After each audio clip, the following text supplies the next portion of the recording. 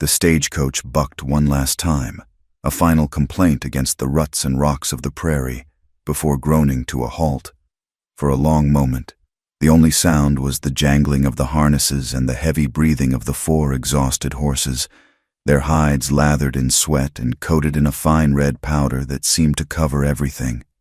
Eleanor Whitford, who insisted her friends call her Ellie, pressed her face to the hot glass of the window. What she saw was less a town than a suggestion of one, sketched against a vast, unforgiving sky. Cottonwood Creek, Dakota Territory. The name had sounded rustic and charming in the letters from the town council. The reality was a single, wide street of raw, unpainted lumber buildings, their facades bleached to the color of bone by a sun that did not seem to know mercy. Heat shimmered in waves from the ground, distorting the shapes of a distant bluff and a lone skeletal cottonwood tree that gave the settlement its name. A relentless wind, hot as a furnace blast, swept across the plains, carrying not the scent of pine or damp earth she knew from back east, but the taste of grit and the dry, ancient smell of dust. It was a place that felt pared down to the essentials of survival, and little else. A bleached cow skull impaled on a fence post at the edge of town served as a grim welcome. Its empty socket stared out at the endless sea of brittle, sun-scorched grass that the herds of longhorn cattle had trampled into submission. It was a stark reminder that here, life was a thing to be clung to, a daily struggle against an indifferent land. Ellie clutched the small reticule in her lap, her knuckles white, inside, folded neatly, was her teaching certificate and a small, sky-blue handkerchief her mother had embroidered with forget-me-nots. It felt like a relic from another world. The coach door was yanked open by a driver whose face was a mask of trail dust. End of the line. "Miss," he grunted, offering a hand that felt as rough as bark. Ellie gathered her skirts, a dark wool travel dress wholly unsuited for this climate, and descended into the swirling dust. The town, up close, was no more inviting. It consisted of a saloon with swinging doors from which spilled the tinny sound of a poorly played piano, a general store with a sagging porch, a blacksmith's forge that rang with the rhythmic clang of hammer on anvil, and a handful of other buildings in various states of completion. There was no train, no telegraph office. Cottonwood Creek was an island in a dusty ocean, connected to the rest of the world only by the rutted track the stagecoach followed. "You must be the new schoolmarm." The voice was low and gravelly, with a note of amusement that was not unkind. Ellie turned to see a woman standing on the porch of the largest building, which identified itself as Collins's boarding house, with letters painted in a faded, peeling blue. The woman was broad in the shoulder and hip, her face a roadmap of hard-won experience, but her eyes were sharp and intelligent. She wiped her hands on her apron, leaving a streak of flour. "May Collins, I own the place. You'll be staying here." It was not a question. "Eleanor Whitford," Ellie replied, trying to keep her voice from trembling. "It is a pleasure." May Collins gave a short, dry laugh. "We'll see about that. The pleasure. This ain't Philadelphia. Come on inside, child. Get out of that sun before you bake." The boarding house was dim and blessedly cooler than the street. It smelled of yeast, boiled coffee, and lye soap. May led her to a small, clean room at the back of the first floor, furnished with a narrow iron bed, a washstand with a pitcher and bowl, and a single, straight-backed chair. "It isn't much," May said, "but the mattress is corn husk, not straw, and the roof only leaks when the wind comes from the north." "It is perfect," Ellie said, her voice filled with a gratitude that was entirely genuine. She set her bag on the bed and finally pulled the blue handkerchief from her reticule, dabbing at the perspiration on her brow. The delicate blue fabric seemed impossibly fragile in this world of raw wood and iron. It was her last tangible piece of her mother, a woman who had believed education and kindness could bloom anywhere, even in the hardest soil. Ellie intended to prove her right. After washing the worst of the dust from her face and hands, Ellie ventured back out into the town's oppressive heat. She needed to understand the place that was to be her new home. Men in dusty hats watched her pass, their gazes lingering. Women, scurrying between the store and their small clapboard houses, offered tight, fleeting smiles but did not stop to speak. The air itself felt thick with unspoken tensions, a quiet watchfulness that set her nerves on edge.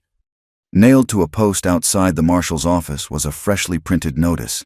The paper was still white, a stark contrast to the weathered wood behind it, in bold black letters. It announced a public land auction. Parcels of prairie, sectioned off by number and range, were to be sold to the highest bidder by order of the territorial government. It spoke of progress, of settlement, of taming the wilderness. Yet as Ellie read the legalistic language, she overheard two men leaning against the building, their voices low and conspiratorial. "Pike says the Platte and Northern will be buying up most of it," one of them muttered, spitting a stream of tobacco juice that sizzled in the dust. "Lays the track right through the valley." "What about the Sioux?" the other asked. "What about 'em? Dwyer will keep 'em quiet. Besides, here they've been rustling again, stirring up trouble over on the Redwater. It's their own fault if they get moved on." Ellie felt a chill despite the heat. Trouble. The word was dropped so casually, a justification for taking land that had belonged to others for centuries. She looked up and saw the two men whose conversation she'd interrupted. One was a large, broad-shouldered man with a silver star pinned to his vest and a heavy pistol strapped to his hip. His face was weathered and hard, his eyes the color of a winter sky. This had to be Marshal Caleb Dwyer, the local law. The man beside him was his opposite, slender, dressed in a tailored city suit, his face smooth and his smile easy, though it did not reach his eyes. He held a silver-tipped cane. "May we help you?" Miss the well-dressed man asked, his voice smooth as silk. His name, she guessed, was Pike. He represented the railroad. He represented the future, or at least one version of it. "I was just reading the notice," Ellie said, forcing a polite smile. "I am the new teacher, Eleanor Whitford." Marshal Dwyer merely grunted, his gaze dismissive, but Silas Pike tipped his hat. "A pleasure. Miss Whitford, a center of learning is a fine thing for a growing community. Silas Pike, an agent for the Platte and Northern Railroad. We believe in building communities." He gestured with his cane toward the vast, empty prairie. "Soon, this will all be civilized." The word hung in the air, heavy with meaning. Civilized. Ellie wondered what he meant by it. Did it mean displacing the people who already lived here? Before she could form a reply, a gentle voice spoke from behind her. "And the Lord said, 'Let there be light.' It seems he has sent it in the form of you, Miss Whitford." She turned to see a man with kind eyes and a slightly stooped posture, wearing the simple black coat of a clergyman. "Reverend Hale," he said, extending a hand. "Welcome to Cottonwood Creek. We have been praying for your safe arrival." His warmth was a balm after the cold assessment of the other two men. "Thank you, Reverend. I am very glad to be here. I understand you are looking for a place to hold your school," the Reverend continued, steering her gently away from the marshal's office. "The town council has offered the old abandoned church at the edge of town. It is not much, but it is sturdy." As they walked, leaving Pike and Dwyer to their quiet plotting, the Reverend spoke of the town and its people. He spoke of the harsh winters and the long droughts, of the hopes and fears of the settlers. "There is good in this town, Miss Whitford," he said earnestly. "But there is fear, too. Fear of the land, fear of the unknown, and fear of the Lakota." "I was told my position would involve teaching all the children of the area," Ellie said carefully. "That includes the Lakota children, does it not?" Reverend Hale's kind face clouded over. "That is my hope. It is the Christian thing to do. But many of the townsfolk, they do not agree. They see the Lakota as a threat, not as neighbors." It was then that she saw him. A rider was coming down the center of the street, moving with a fluid grace that made the horse and man seem like a single being. He was not a townsman. He was Lakota. He sat tall and straight on a painted pony, his black hair long and tied back with a simple leather thong. He wore buckskin trousers and a plain cotton shirt, and he carried no weapon that she could see. Yet he possessed an aura of profound stillness, of self-containment, that was more commanding than any pistol. As he drew near, the already sparse foot traffic on the street seemed to melt away. Doors closed quietly, conversations ceased. The rhythmic hammering from the blacksmith's forge, which had been the town's constant heartbeat, fell silent. The silence was heavy, thick with hostility and mistrust. The man on the horse seemed not to notice. His gaze swept over the town, not with aggression, but with a calm, assessing vigilance. He saw everything: the new notice on the marshal's post, the well-dressed railroad man, the new woman standing beside the reverend. For a fleeting second, his eyes met Ellie's. They were dark and deep, and in them, she saw not the savagery the townsfolk whispered of, but an ancient intelligence, a deep-seated weariness, and a flicker of something she could only describe as guarded sorrow. He held her gaze for a heartbeat longer than was comfortable, a silent acknowledgement, before he looked away and continued on, riding through the town and out the other side, disappearing back into the shimmering heat of the prairie from which he had come. He left behind a silence that was more profound than his passing. "Who was that?" Ellie whispered, her heart beating a little faster. "That is Chaska," Reverend Hale said, his voice low. "He used to scout for the salt caravans. He speaks English better than many men in this town. He is a man of honor, but he walks a difficult path. He tries to protect his people, and the world keeps changing under his feet." The hammer began to ring again from the forge, and the piano in the saloon tentatively picked up its tune. The spell was broken. But the image of the rider, his calm dignity in the face of the town's silent animosity, remained burned into Ellie's mind. She looked down at her hands, at the delicate blue handkerchief she still held. Hope.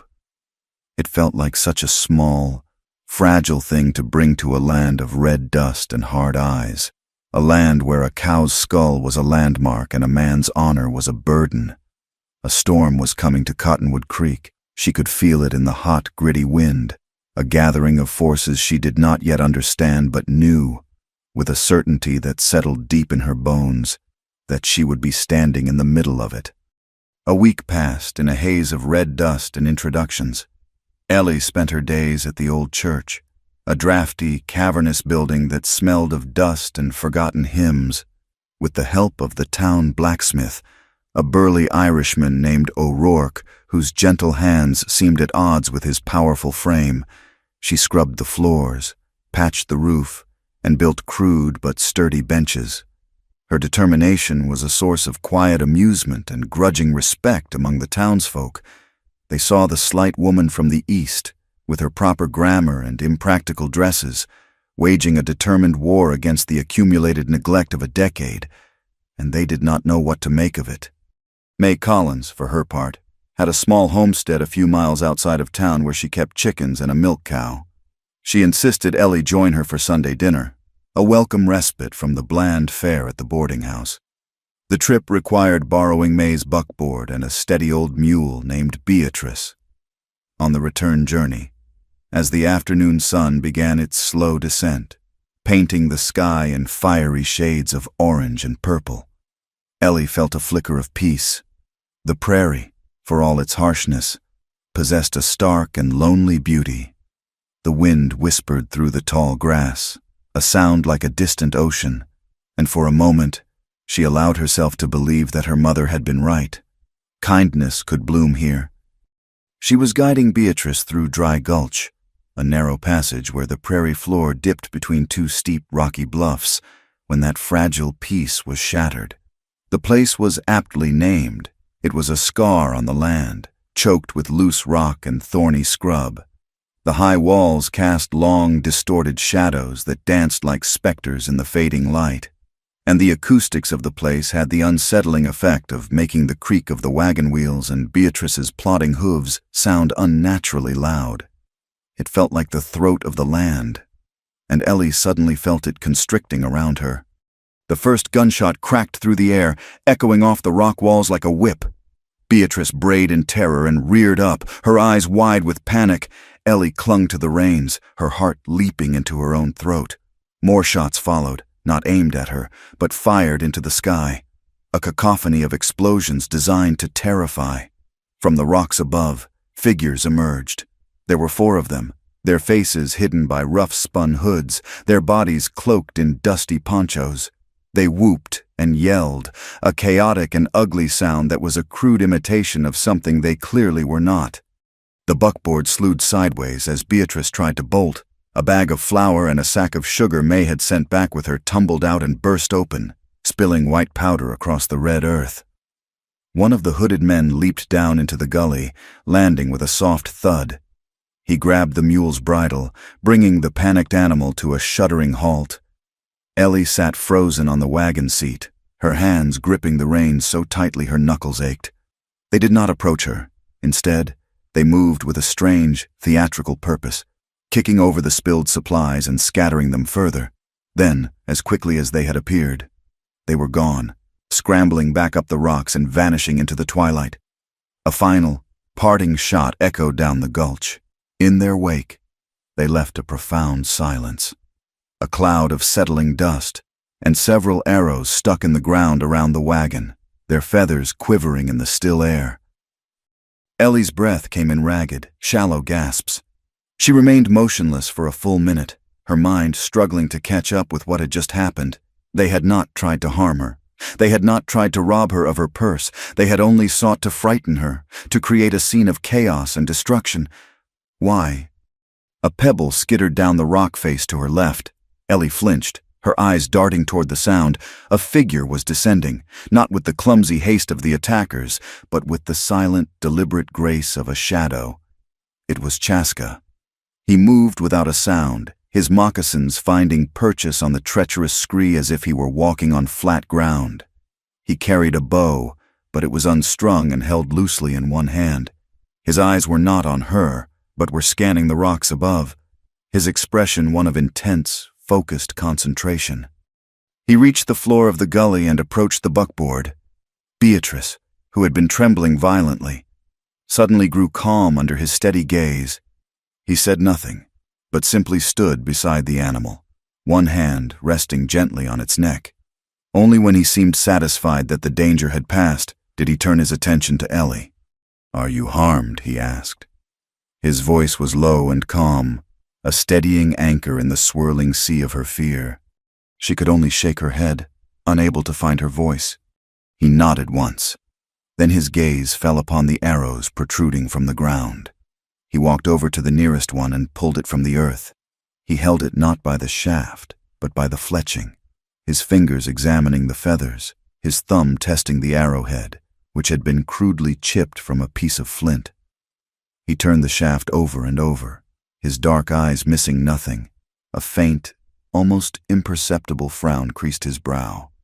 "This is not the work of my people," he said, his voice flat and certain.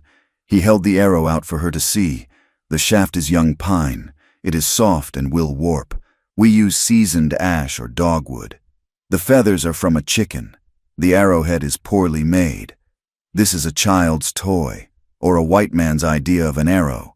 He snapped the flimsy shaft over his knee with a sharp crack and tossed the pieces to the ground in disgust. Ellie finally found her tongue. "But who? Why would they do this? They were dressed to look—" She trailed off, the implication hanging in the air. "They were dressed to make you believe what Marshal Dwyer will want you to believe," Chaska said. He looked at her, his gaze direct and unflinching. "They want you to be afraid. They want the town to be afraid." His words seemed to clear a fog in her mind. It was not a random act of violence. It was a performance, a carefully staged lie. She slid down from the wagon seat, her legs unsteady. As she knelt to gather her spilled belongings, her hands trembling, her fingers brushed against the rough burlap of the broken sugar sack.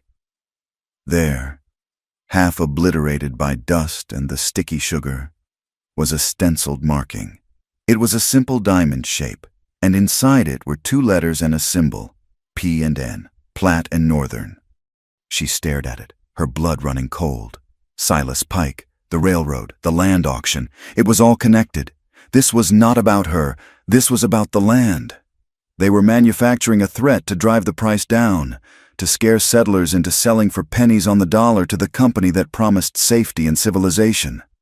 Chaska saw the direction of her gaze. He knelt beside her, his eyes following hers to the marking on the sack. He did not need to ask. His expression hardened, the sorrow in his eyes momentarily replaced by a cold, hard anger. "Now you see," he said softly. He helped her right the buckboard and gather what few supplies were salvageable.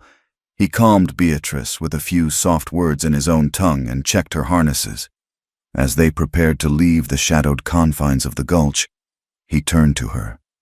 "Do not trust Marshal Dwyer," he warned, his voice low and urgent. "He is a man who serves power, not justice. His law is not meant to protect you or my people. It is meant to protect men like Pike." The journey back to Cottonwood Creek was made in a tense silence. The sight of the buckboard limping into town, with Ellie pale and disheveled and Chaska walking grimly alongside, brought people out of their homes and businesses. Whispers followed them down the street like a swarm of insects. Marshal Caleb Dwyer met them in front of the boarding house, his face a mask of performative outrage. "Miss Whitford, are you all right? We heard shots. What happened?" His eyes flicked to Chaska, and his hand instinctively dropped to the butt of his pistol. Before Ellie could speak, Dwyer saw the broken arrows in the back of the wagon. He snatched one up. "Just as I thought," he boomed, holding it aloft for the gathering crowd to see. The work of savages, an unprovoked attack on a defenseless woman. This is what happens when we allow them to roam so close to town. "That is not true," Ellie began, her voice shaking but firm. "They were not—" Dwyer cut her off, his voice overriding hers. "I am forming a posse immediately. We will hunt these renegades down and make an example of them. This town will be made safe." He turned and stomped toward his office, shouting for deputies, the crowd parting before him. The narrative was set. The lie had been told, and the town, gripped by a fear that had been so expertly manufactured, was eager to believe it. Later that evening, Silas Pike paid a visit to the boarding house. He brought a small bouquet of wilting prairie flowers and an expression of deep concern. "My dear Miss Whitford," he said, his voice dripping with false sympathy, "I was horrified to hear what happened. A terrible, terrible ordeal. It only goes to show how dangerous this territory remains. It is why the Platte and Northern is so committed to bringing order and security. In fact," he added, leaning in conspiratorially, "I have been speaking with some of the local ranchers. In light of this recent unrest, they are feeling quite vulnerable. A few are even considering selling their land at a very reasonable price to move somewhere safer. A wise decision, perhaps." Ellie looked at his smooth, untroubled face, and she felt a wave of nausea. He was a vulture, circling a carcass of his own making. The attack, the fear, Dwyer's posse, it was all a part of his plan. She was just a pawn, a convenient excuse. Her idealism, the simple belief in goodness and education she had brought with her from the East, felt like a fool's dream. She was caught between the raw, undisguised power of men like Dwyer and the subtle, smiling poison of men like Pike, and standing against them was Chaska, a man who saw the truth but was condemned by a world that refused to listen. She was afraid, more afraid than she had been in the gully. But underneath the fear, a new feeling was taking root, a cold, quiet, and unyielding anger. The fabricated story of the attack on the schoolteacher spread through Cottonwood Creek like a prairie fire, fanned by Marshal Dwyer's blustering pronouncements and the quiet, insidious whispers of Silas Pike's agents. Dwyer's posse rode out with a great show of force, spent 2 days chasing shadows on the plains, and returned empty-handed, declaring the renegades had fled into the deep territory. The result was exactly what Pike had intended. A low-grade fever of fear settled over the town, making folks look at the vast, empty horizon with a new and profound suspicion. It was into this simmering pot of anxiety that Eleanor Whitford chose to open her school. The day after the incident in Dry Gulch, she walked to the old church, her back straight and her resolve hardened into a cold, clear purpose. The fear they had tried to plant in her had taken root. But instead of paralyzing her, it had flowered into defiance. She would not be their pawn. She would not be driven off by a lie. The first day, only 6 children came. They were the sons and daughters of the blacksmith O'Rourke, the Reverend Hale, and a few other families who either didn't believe Dwyer's story or believed a primer was more important than a rumor. They sat on the new benches in the cavernous, echoing space, their eyes wide, watching Ellie as she wrote the alphabet on a large slate propped on an easel. On the third day, they were joined by 3 more students. They did not come through the front door. They slipped in through a back entrance, the one with a broken latch, moving with a silence that made the floorboards seem not to notice their weight. They were Lakota children, 2 girls with shy eyes and a boy whose gaze was bright and impossibly curious. The boy's name, Ellie would learn, was Natan. He watched her every move, his focus absolute, as if he were trying to memorize not just the letters she drew, but the very way her hand moved through the air. The white children stared. The Lakota children stared back. For a long, tense moment, the only sound was the sighing of the wind through a crack in the church's steeple. Then Ellie smiled, a warm, genuine smile that did not demand a response, and turned back to the slate. "This letter," she said, her voice calm and even, it is the beginning of many things." From that day on, a silent watcher often took up a position on a low ridge several hundred yards from the church. Chaska would sit with his horse, a still and patient silhouette against the brassy sky. He was not spying, he was guarding. He watched the children arrive, and he watched them leave, his presence a quiet and unspoken promise that what happened in Dry Gulch would not happen here. The peace, however, was fragile. It took less than a week for the complaints to begin. A formidable woman whose husband owned the general store confronted Ellie on the street, her face pinched with indignation. "It is not right," she declared, her voice loud enough for half the town to hear. "Mixing them in with our own. It's not clean. It's not safe. After what they did to you. What happened to me had nothing to do with them," Ellie replied, her own voice quiet but firm. "They are children, and they deserve to learn, just as yours do." The woman scoffed and turned away. But the seed of dissent was sown. The next day, Marshal Dwyer paid a visit to the school. He filled the doorway, his bulk blocking out the light, his silver star gleaming. He did not remove his hat. "Miss Whitford," he began, his tone heavy with official authority, "I am receiving complaints about this arrangement, for the sake of public order. I cannot have this sort of thing stirring up trouble. You will send the native children home. It is for the best."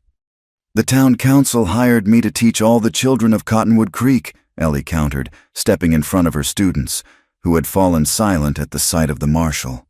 "These children live here. I will not turn them away." Dwyer's eyes narrowed. "This is not a request, it is a warning. I will maintain order in this town, one way or another." He gave a pointed look at Natan, then turned and left, the floorboards groaning under his weight. That evening, Silas Pike approached her as she sat on the boarding house porch, trying to catch a non-existent breeze. He was all smooth charm and tailored wool, a stark contrast to the rough-hewn town. He offered her a glass of lemonade May had made, a difficult business, molding young minds. He began, his voice sympathetic, especially in such a challenging environment. "I admire your fortitude." He took a sip of his drink. "Which is why I want to make you an offer. The Platte and Northern is building a new town 20 miles east of here, right on the line. It will be a proper town, a mayor, a bank, a hotel, and a brand new schoolhouse, built with milled lumber from Chicago. We will need a first-rate teacher. The salary would be triple what this dusty little council is paying you. It would be a safe, respectable position. All you would have to do is agree to take it and, in the meantime, perhaps close this current experiment. Avoid any further trouble." It was a bribe, wrapped in a compliment. He was offering her a golden cage. All she had to do was abandon Natan and the others, to concede that some children were worth less than others. She looked at his smiling face, and she saw the same calculated emptiness she had seen in the eyes of the cow's skull at the edge of town. "Thank you for the offer, Mr. Pike," she said, her voice as cool and level as she could make it, "but my work is here." Pike's smile tightened for a fraction of a second. "A pity," he said, and finished his lemonade. "A great pity." As the days wore on, Ellie's conversations with the silent guardian on the ridge grew from brief greetings into something more. After the children had gone home, Chaska would sometimes walk his horse down to the church. He would ask about Natan, about what he was learning. He listened intently as Ellie explained the sounds of the letters, the shapes of the numbers. In return, he answered her own questions. He taught her the Lakota word for the wind that never ceased, for the sun that baked the earth. One afternoon, she heard him humming a soft, mournful tune. When she asked about it, he fell silent for a long time. "It was my mother's song," he finally said, his gaze fixed on the distant bluffs. "It is about the river that used to run through that valley, the one we called the Greasy Grass. The white men call it the Little Bighorn now. They changed the names of everything." He told her how the traders and the army had diverted the smaller creeks to feed their forts and settlements, how the water no longer flowed where the ancestors had known it would. The land was being changed, its very veins being cut and rerouted to serve new masters. His words were simple, spoken without self-pity, but they carried the weight of generations of loss. In his stories of the rivers, Ellie heard the story of his people. The irony was not lost on her when the town's own water supply began to fail. The summer deepened, the heat growing more intense, more personal in its oppression. The sky remained a vast, cloudless bowl of blue. The town well, the single source of water for most of the inhabitants, grew shallow. The water that came up in the buckets was brackish and warm, with a metallic taste. Tempers, already frayed by fear, grew shorter. Fights broke out in the saloon.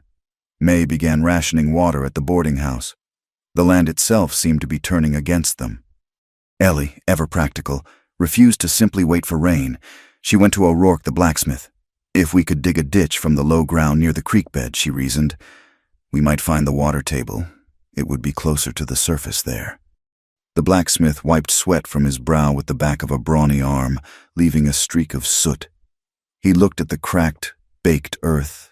"It is a fool's errand, miss, but I've never known a little sweat to kill a man." And so they began. For 2 days, Ellie, O'Rourke, and a few other hopefuls labored under the punishing sun, their shovels ringing against baked clay and rock. They made agonizingly slow progress, a shallow, dusty trench that looked more like a grave than a channel for life-giving water. The effort was a testament to their desperation. On the afternoon of the second day, Chaska appeared. He did not ride down from the ridge but seemed to materialize from the shimmering heat haze at the edge of town. He watched them for a time, his expression unreadable as they toiled, their movements sluggish in the oppressive heat. He walked the length of their pathetic ditch, his eyes on the ground. Then, without a word, he turned and walked away from them, toward a small, dense thicket of willows that everyone else had ignored. The willows were greener than the surrounding scrub, their leaves not yet curled and brown. He stopped, pushed aside a branch, and pointed to the ground at his feet. O'Rourke leaned on his shovel, breathing heavily. "What is it, man? We're busy here." Chaska did not reply. He simply knelt, and with his bare hands, he began to scrape away the dry topsoil. A few inches down, the earth was dark and cool. It was damp. A murmur went through the small group of diggers. O'Rourke and Ellie hurried over. The blacksmith plunged his shovel into the spot Chaska had indicated. It sank in with a soft, sucking sound. He lifted a shovelful of dark, rich mud. He dug again and again. On the fourth scoop, water, clear and cold, began to seep into the bottom of the hole. It was an old spring, one the land remembered even if the people had forgotten. A ragged cheer went up. For a moment, there was no town, no tribe, no conflict. There were only thirsty people, standing at the edge of a miracle, watching life well up from the heart of the earth. Later that night, a storm of a different kind broke over Reverend Hale. He was reading in his small study at the back of the parsonage when he heard a soft thud against his door. He opened it to find the porch empty, the street dark and silent. But lying on the welcome mat was a rolled-up tube of oilcloth, tied with a piece of twine. He brought it inside and unrolled it on his desk under the warm glow of his oil lamp. It was a map. It was not a government survey map, but a crudely drawn but meticulously detailed schematic. It showed the existing town of Cottonwood Creek, and it showed the route of the Platte and Northern Railroad. But the line on this map did not follow the officially proposed route that skirted the edge of the Lakota lands. This line, marked with the words Proposed Shortcut SP, Approval, cut a brutal, direct path straight through the heart of the sacred valley where Chaska's people held their ceremonies, the Valley of the Greasy Grass. The map was a death warrant for a way of life, and the Reverend knew, with a certainty that made him feel sick to his stomach, that the document had been given to him for a reason. He had been chosen to bear witness. The discovery of the spring changed the mood in Cottonwood Creek, at least for a time. The shared labor and its miraculous result forged a fragile bond in the heat-stricken community. For a few days, the talk in the general store was not of renegades and land prices, but of flow rates and the sweetness of the new water. O'Rourke, the blacksmith, fashioned a sturdy hand pump and built a long wooden trough where settlers and Lakota alike could fill their buckets and water their animals. It was a small island of peace in a sea of simmering mistrust, a place where the common need for water washed away. However briefly, the lines that had been drawn in the dust. This newfound harmony was not something Silas Pike or Marshal Caleb Dwyer could afford. Unity did not scare people into selling their land cheaply. It did not create the chaos necessary to justify a railroad's aggressive expansion. They watched the quiet cooperation at the trough from the shade of the marshal's office porch, their expressions curdled with impatience.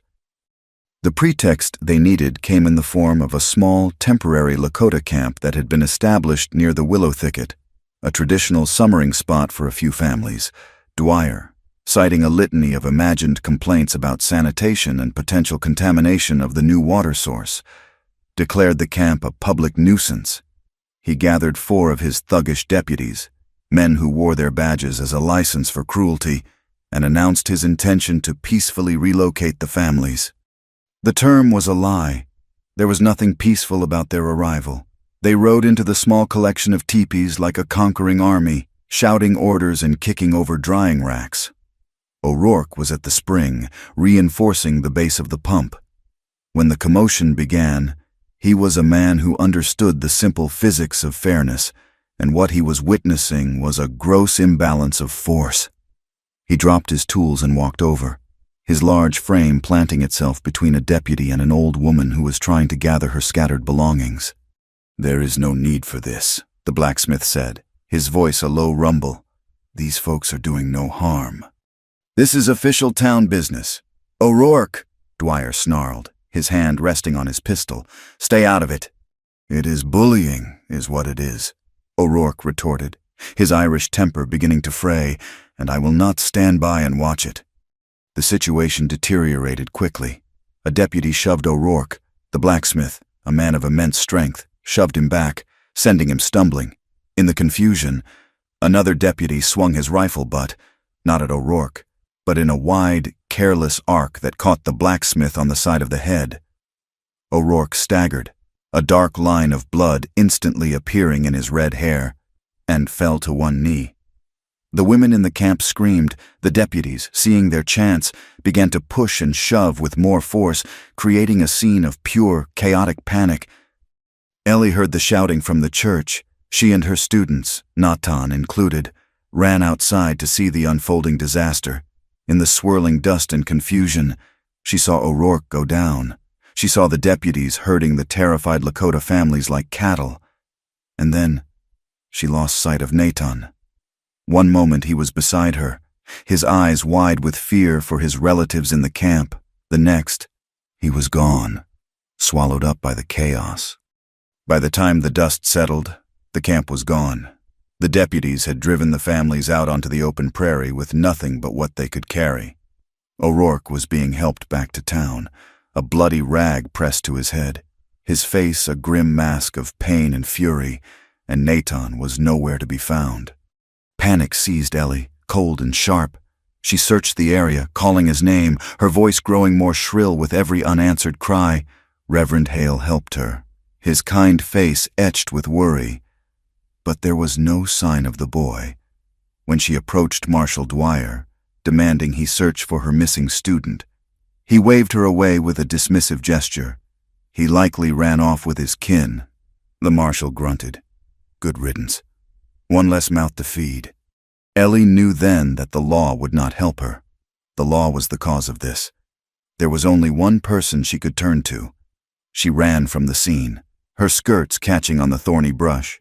Her destination fixed in her mind. She had to find Chaska. She found him on the ridge, a grim statue watching the last of his people being driven from their ancestral ground. His face, when he turned to her, was carved from stone. She told him what happened, the words tumbling out in a frantic, breathless rush. When she spoke Natan's name, the stone in his expression cracked, revealing a deep and immediate alarm. He did not waste time with questions. He dismounted, took the reins of his pony, and began to walk, his eyes sweeping the ground, reading a story in the trampled earth that was invisible to her. She followed him, her heart pounding a frantic rhythm against her ribs. He moved with an unnerving purpose, circling the area of the evicted camp, his gaze missing nothing. He paused at a spot where the earth was scuffed, where a small, bright blue bead, one Natan often wore in his hair, lay half buried in the dust. From there, the trail was clear to him. It was not the trail of a boy running to join his family. It was the trail of a struggle, of small feet being dragged away from the direction the others had been forced to go. Their search led them away from the town, toward a series of rocky, eroded ravines that cut through the prairie. It was difficult country, a maze of gullies and dry washes that would be a perfect place to hide something, or someone. As the sun began to sink, casting long, menacing shadows, Chaska held up a hand, signaling for her to stop. He had found it. Tucked away at the back of a narrow canyon was an old, dilapidated line shack, likely left over from a telegraph survey years ago. A fresh set of boot prints led to the door. Chaska moved with the silence of a hunting cat. He motioned for Ellie to stay back, then crept toward the shack. The door was slightly ajar. He pushed it open with the toe of his moccasin and slipped inside. Ellie, her fear warring with her desperate need to know, followed a few moments later, her footsteps loud and clumsy in the charged silence. The shack was small and smelled of dust and rodent droppings, but it was not empty. Stacked against the far wall were several large wooden crates. Chaska was standing over one, a hunting knife in his hand, which he used to pry open the lid. The screech of the nails being pulled from the wood was the loudest sound Ellie had ever heard. The crate was not filled with railroad supplies. It was filled with rifles and boxes of ammunition. Chaska moved to the next crate. He did not need his knife for this one. The lid was loose. He lifted it off. Inside, piled on top of each other in a heap of rough, brown fabric, were the hoods. The same crude, frightening hoods the men in Dry Gulch had worn, and beneath them, tied up but unharmed, his eyes wide with terror, was Natan. Ellie cried out his name and rushed forward, but Chaska stopped her with a firm hand on her arm. His other hand went to his own lips, a silent command for quiet. As he worked to untie the boy, a new sound reached them from outside the shack, the crunch of boots on gravel and the low murmur of male voices. Before they could react, the doorway was filled by the hulking form of Marshal Dwyer, a shotgun held loosely in his hands. Two of his deputies flanked him. Dwyer's eyes took in the scene. Chaska, the untied boy, the open crates of weapons and hoods. A slow, cruel smile spread across his face. It was not the smile of a man who had stumbled upon a crime. It was the smile of a man whose trap had just been sprung. "Well, well," the marshal drawled, his voice thick with mock surprise. "Look what we have here. A kidnapper and an arms cache. Looks like you have been a busy man. Chaska, planning a little war, were you?" "These are your weapons, Dwyer," Chaska said, his voice dangerously calm. He stood protectively in front of Natan and Ellie. Dwyer laughed, a short, ugly bark. "My word against yours. And I am wearing the star. You are under arrest for trespassing, kidnapping, and conspiring against the peace of this territory." He gestured with the shotgun. "Cuff him." The deputies moved in. Chaska did not resist. To do so would have been suicide, and it would have endangered Ellie and the boy.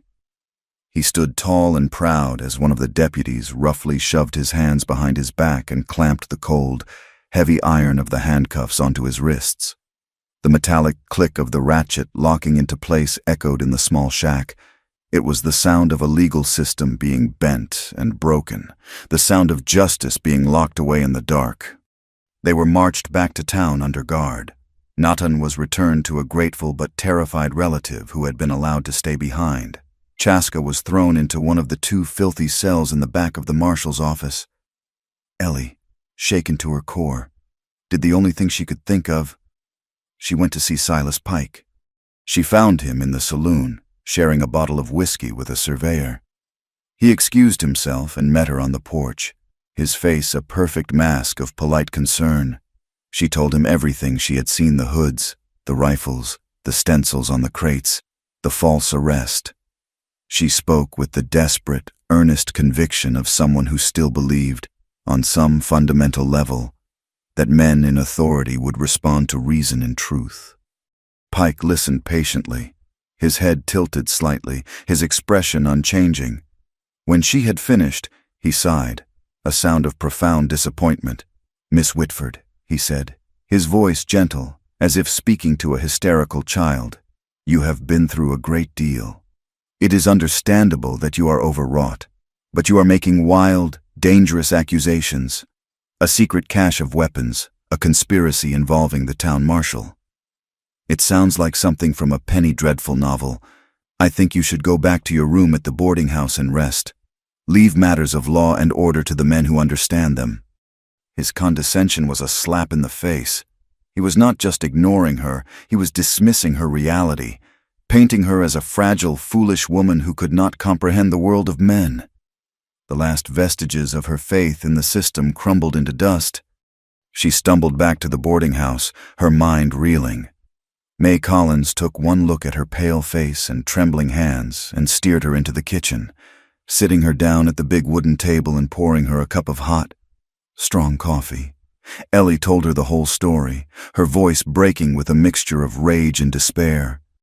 May listened without interruption, her weathered face grim, her sharp eyes missing nothing.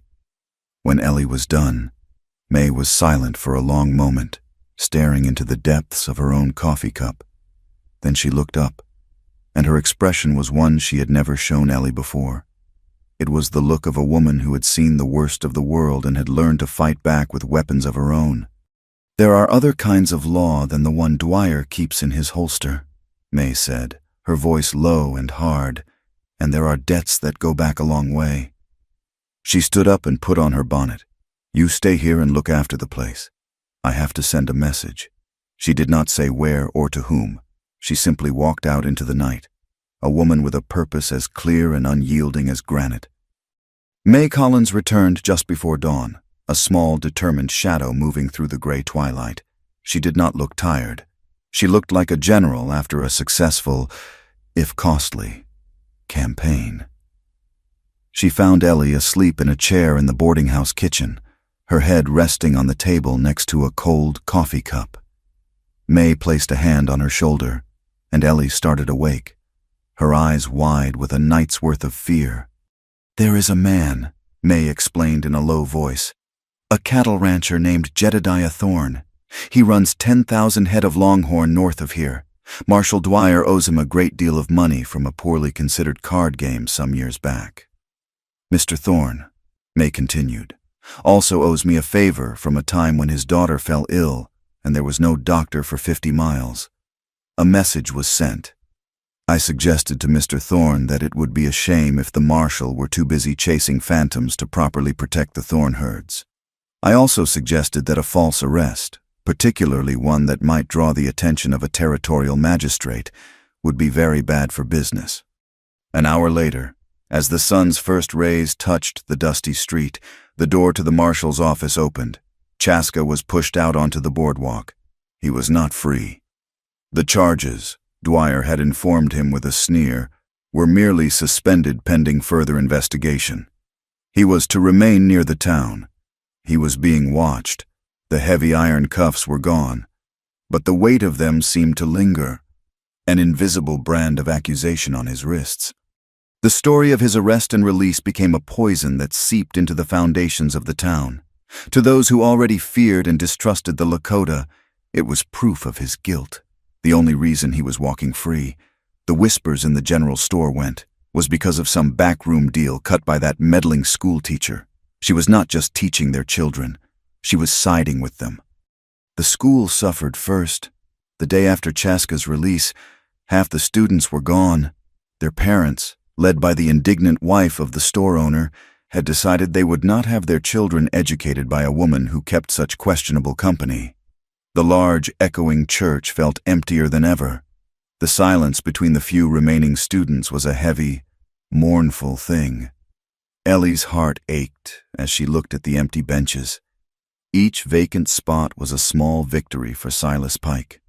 Reverend Hale came to see her that afternoon, his face deeply troubled. He stood in the doorway of the school, twisting his hat in his hands. He assured her of his unwavering support, of his belief in her mission. But, he confided, the town council was under pressure. 2 of its members had already suggested her contract should be terminated. They spoke of public safety, of respecting the community's wishes. The words were different, but the meaning was the same as Dwyer's and Pike's. Fall in line, or be cast out. You are doing the Lord's work, Eleanor, the Reverend said, his voice filled with a sad sincerity. But you must understand that this town is a tinderbox, and you are holding a lit match.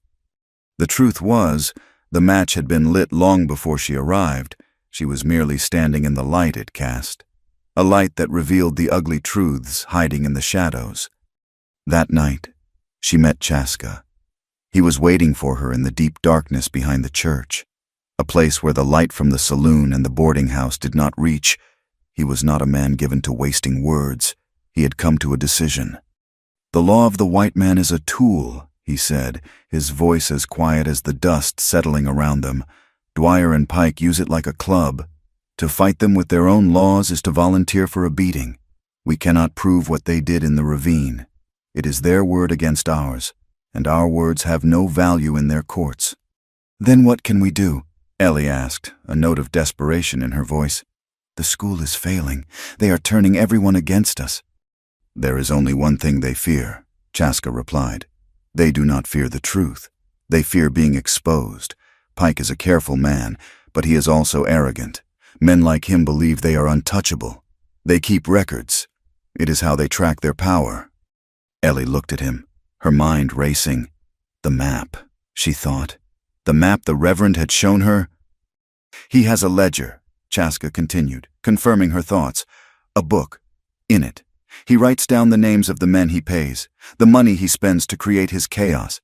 He keeps it with his survey maps and contracts in a small supply cabin they have built near the new railhead, miles from town. He believes it is safe there. How do you know this? She whispered. I have watched them. I have listened when they thought no one was near. He said it as a simple statement of fact.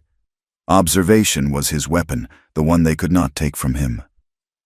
If we had that book, he said, looking at her directly, his dark eyes seeming to hold the entire night sky in their depths. If we could show it to the people of this town, to men like O'Rourke and even to the fearful ones on the council, then the story would change. Pike's lies would have no power against his own handwriting. It was a desperate, dangerous plan. The railhead was heavily guarded by men on the railroad's payroll. Men loyal to Pike, not the law. "I will go with you," Ellie said, the words leaving her lips before she had fully considered them. The decision was not born of logic, but of a deep, visceral need to act, to push back against the suffocating weight of the injustice that was crushing them all. Chaska shook his head. "It is too dangerous. You have already risked too much." She stepped closer to him, her chin lifted in defiance. "It was my student they took. It is my school they are trying to destroy. It is my name they are dragging through the mud. This is my fight, too. Besides," she added, a touch of her schoolteacher's practicality returning, "you might need someone who can read his records quickly." He was silent for a long time, studying her face in the faint starlight. He saw not the frightened woman from Dry Gulch, but a person whose ideals had been forged into something harder, something more resilient. In the fires of the last few weeks, he gave a single, reluctant nod. They left an hour before midnight, slipping out of the sleeping town like ghosts. The wind had picked up, a low, mournful sigh that swept across the plains, carrying the scent of dust and distance. It was a moonless, star-dusted night, the kind of profound darkness that felt like a tangible thing. A black velvet cloak dropped over the world, instead of taking the open prairie. Chaska led her down into the dry creek bed that snaked its way east. It was slower going, the soft sand and loose gravel shifting under their feet, but it offered cover, a sunken road hidden from any of Dwyer's patrols that might be riding the ridges. They moved in silence for the first hour, the only sounds the soft scuff of their footsteps and the constant, whispering rush of the wind. The darkness and the shared danger created a strange intimacy, a sense of being the only two people alive in a vast, sleeping world. It was in this bubble of quiet that they began to talk, their voices low, weaving a connection in the dark. "What is it you are truly fighting for, Chaska?" she asked, her voice barely more than a breath. "Is it just the land?" He considered the question as he walked, his steps sure and steady in the dark. "The land is a part of it," he said, "but it is not just the dirt, the rock. To my people, this place has a memory. The spirits of our ancestors are in that wind. Their stories are in the shape of those bluffs. When we walk here, we are not alone." He paused, his gaze sweeping the star-filled sky. "Home is not a roof over your head. It is the place where your spirit is known. Pike does not just want to take the land, he wants to erase its memory." He fell silent, and Ellie felt the profound weight of his words, the deep, aching sorrow of a man watching his entire world being unwritten. "And what about you?" he asked, his voice gentle. "Why do you stay? This is not your home. You risk everything for a people who do not want you and for a school that may not exist next week."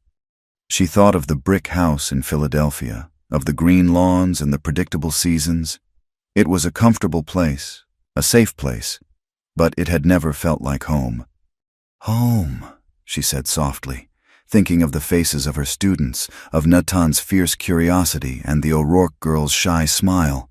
Home is the sound of children laughing while they learn. It is a room, any room, where people from different worlds can sit together and discover they are not so different after all.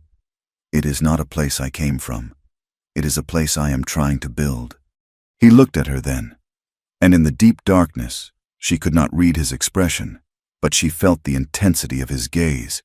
He understood, though their definitions were born of different worlds, one of preservation and one of creation. They were both fighting for the same essential thing, a sanctuary. They reached a place where the creek bed widened and they had to climb the bank to continue. The railroad work camp was a mile ahead, a few scattered lights visible against the dark horizon.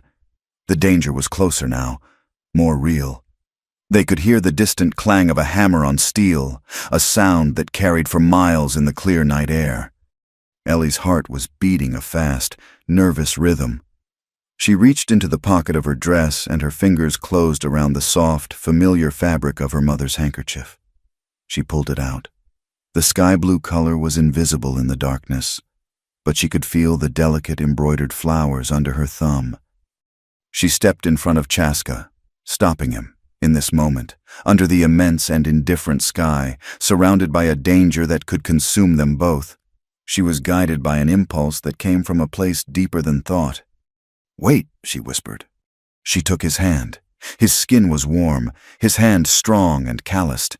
She carefully unfolded the blue handkerchief and, with trembling fingers, she began to tie it around his wrist. The cloth was a whisper of color, of hope, against his dark skin. "What is this for?" he asked, his voice a low vibration that she felt through her fingertips. She finished the knot, her touch lingering for a fraction of a second longer than necessary. "It is so you remember the way back," she said. He did not pull away. He stood perfectly still, allowing the small, intimate gesture, this unspoken promise. He looked down at the pale cloth on his wrist, and then his gaze rose to meet hers. The space between them was charged with everything they had not said, with the shared journey through the darkness, with the dawning recognition of a spirit in the other that matched their own. Then he gave a slow, solemn nod, and they turned to face the distant, dangerous lights of the railroad. The approach to the railroad work camp was a journey into the belly of the beast. The distant, rhythmic clang of steel on steel grew louder, a relentless, mechanical heartbeat that felt alien to the sleeping prairie. Chaska led Eleanor through a shallow ravine that offered the last stretch of cover, bringing them to the edge of a stand of rustling cottonwood trees.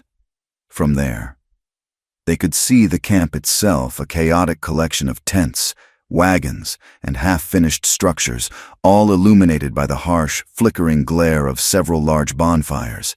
Men moved through the light like moths, their voices coarse and their laughter rough. The supply cabin stood apart from the main camp, closer to the trees where they hid.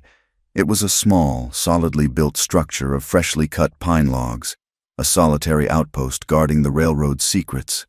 A single lantern hung from a nail by its door, casting a lonely circle of yellow light that swayed and danced in the ceaseless wind.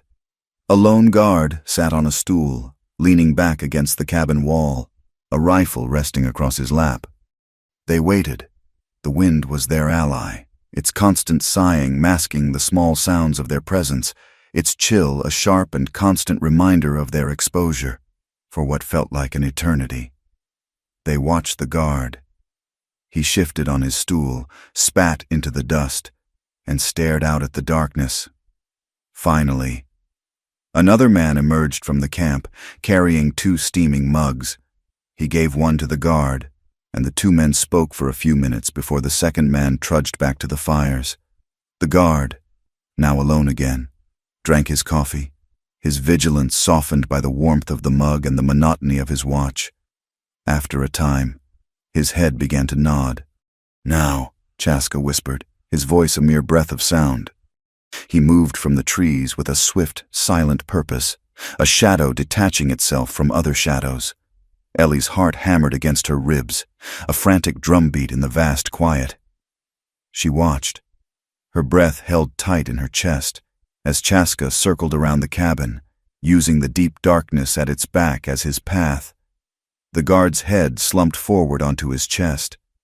Chaska was at the corner of the cabin now, a darker shape against the log wall. He paused, then melted around the edge and into the light. One moment the guard was dozing on his stool, the next, he was slumping silently to the ground, Chaska's arm having applied a swift and certain pressure to his neck.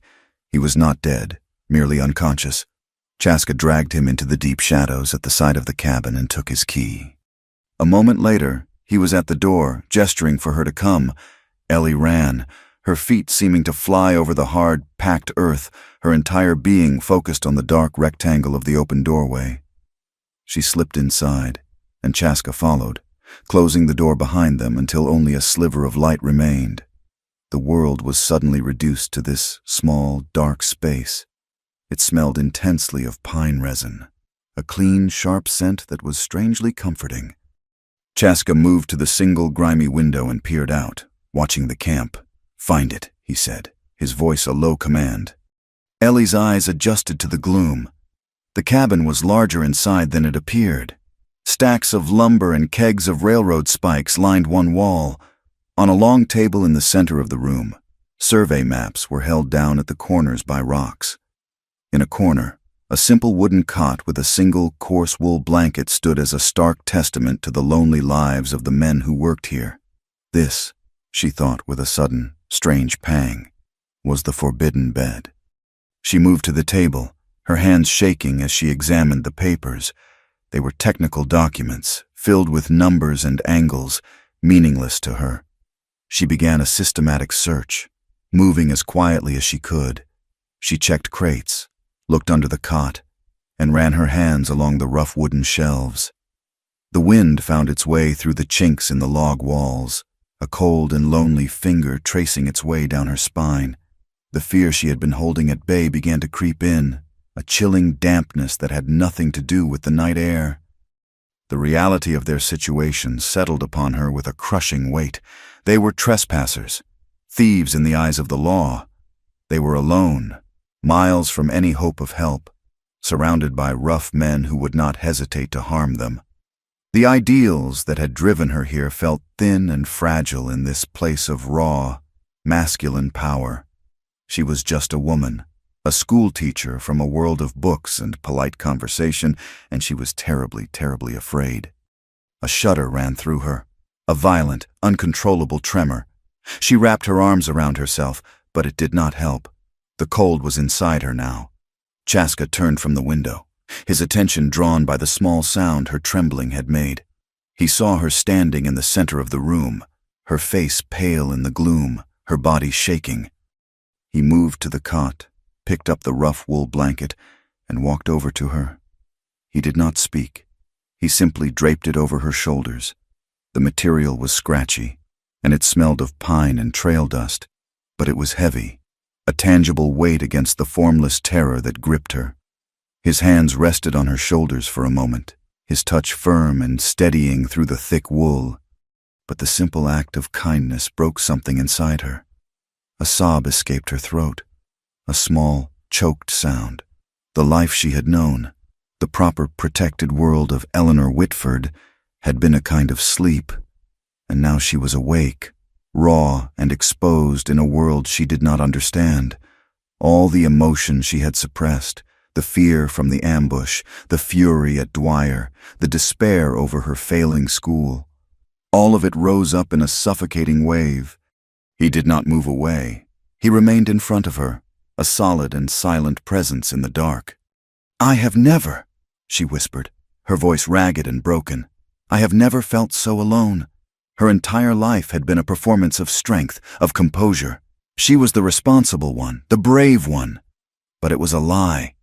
Underneath it all was an innocence she had never acknowledged, a profound inexperience not just of the body, but of the heart. She had never allowed herself to truly feel anything, not love, not fear, not this deep, aching need for another human soul to see her, to truly see her, in the dark. In that desperate moment of utter solitude and overwhelming fear, she shed the last of her defenses. She looked up at him, at his stoic face, at the profound stillness in his eyes that seemed to have witnessed all the world's sorrows. She saw not a savage, not an outcast, but a man who understood what it meant to be alone, and she wanted, for just a single, fleeting moment, to bridge that gulf, to feel the warmth of another life against the cold certainty of her own mortality. Her voice was a thread of sound, trembling but resolute. "Let me feel you once." The words hung in the air, a plea of such stark and simple vulnerability that it silenced the wind itself. It was the request of a virgin, not for the taking of a prize, but for the sharing of a truth. It was a prayer to feel something real in a world that had become a nightmare of lies. Chaska looked at her, and in his eyes there was no surprise, no judgment. There was only a deep and solemn understanding. He had seen her courage, her defiance, her kindness, and now he saw her fear, her profound loneliness. He reached out, not with haste, but with a slow, deliberate tenderness, and took her hand. He led her the few steps to the corner of the room, to the simple cot that waited in the shadows. He gently drew her down to sit on its edge, then settled beside her. Then, the Lakota warrior pulled her against him, wrapping his arms around her as he drew her fully onto the narrow, forbidden bed. It was not an act of passion, but of sanctuary. He did not kiss her. He simply held her. He was a shield against the cold wind that seeped through the walls, a solid anchor in the terrifying darkness. He held her with a strength that was meant not to possess, but to protect. And Ellie, pressed against the unyielding warmth of his body, finally stopped shaking. She laid her head on his shoulder, breathing in the scent of smoke and leather in the wild prairie, and for the first time in her life, she did not feel alone. It was an embrace that respected every boundary, yet crossed the most important one of all. In that shared silence, Chaska learned to trust in a future that might include another, and Ellie found the strength to face the storm. After a long time, he released her, and they stood up, the spell broken but not forgotten. They were a team now, bound by something deeper than a shared goal. They returned to the search, their movements synchronized and efficient. It was Ellie who found it. Tucked away inside a crate stenciled with the words "Oats for Survey Mules" was a smaller, locked metal box. Chaska took a crowbar from a nearby tool pile and, with a single sharp grunt of effort, pried the lid open. Inside, nestled amongst ordinary shipping manifests, was a leather-bound ledger. Ellie took it to the sliver of light coming from the door. She opened it. Her breath caught in her throat. It was exactly as Chaska had predicted. Column after column of meticulous entries, all in Pike's neat, precise hand. There were names she recognized from the town council next to dates and dollar amounts. There was a large payment recorded to Caleb Dwyer on the day after the faked ambush, and on every page, stamped in purple ink, was the diamond logo of the Platte and Northern Railroad. Tucked in the back of the ledger was a sheaf of contracts, deeds transferring ownership of land from local settlers to the railroad, many of them signed with the shaky, uncertain mark of men who could not write their own names. "We have it," she breathed. "We have him." As the words left her lips, a new sound cut through the wind, the steady, rhythmic beat of approaching horses, not the wandering gait of a patrol, but the purposeful pace of riders who knew exactly where they were going. Chaska was at the window in an instant. "Dwyer," he said, his voice a low growl, and two of his men. Panic, cold and absolute, seized Ellie. They were trapped. The cabin was a box, and the lid was about to be slammed shut.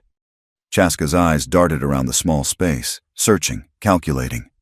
He stomped his foot on the floorboards near the cot. One of the boards gave a hollow echo.